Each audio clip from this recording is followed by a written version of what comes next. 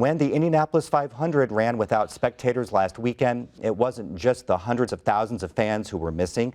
It was also the millions of dollars they pump into local shops and restaurants. As Indiana Public Broadcasting Samantha Horton reports, businesses in the racing capital of the world expect to take a big financial hit this year.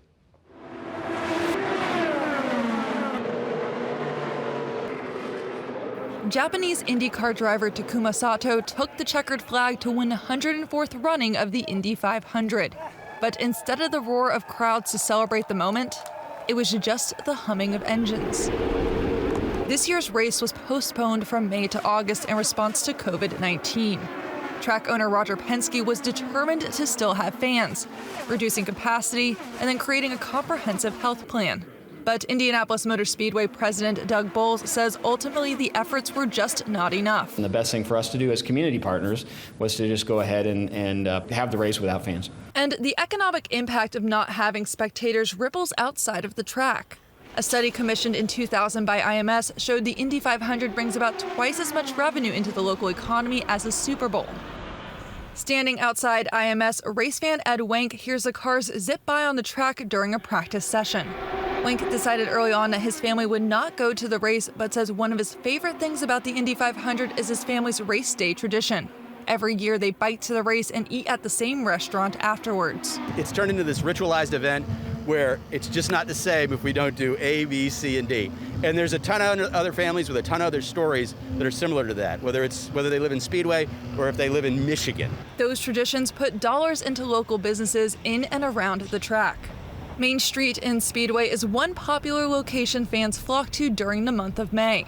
Restaurants have outdoor seating where customers can sit and hear the IndyCar drivers on the track.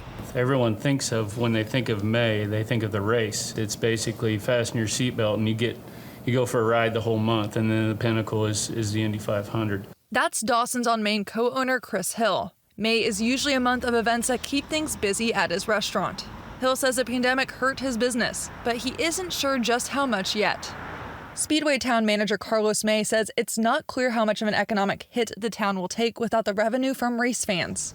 However, May says local nonprofits have already reported expected losses from race weekend. So they do get a huge amount of money from that, to the tune of $272,000, plus or minus a couple thousand. So it has certainly been an impact to their bottom dollar. Just steps away from the track, the American Legion Post 500 commander Johnette Lawson says it's usually packed the entire month leading into race weekend. Normally this place would be 110 campers here going into the track, and then plus we park a lot of cars.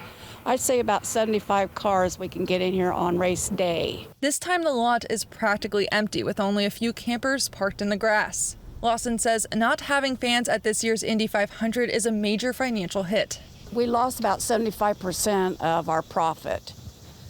And so because this is the month, May is our month that gets us through the entire year.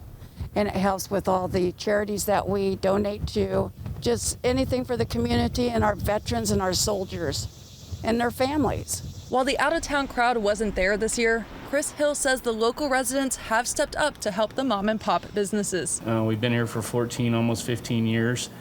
And, we're a fabric of this community, just like everyone else on Main Street and around Speedway. So I think we're all hurting, but the community rallies behind us, and it makes it not sting as bad. The parking lots and bleachers may have been empty this year, but people in Speedway are already looking to next May in hopes of having Indy 500 race fans back in town. For Indiana Newsdesk, I'm Samantha Horton.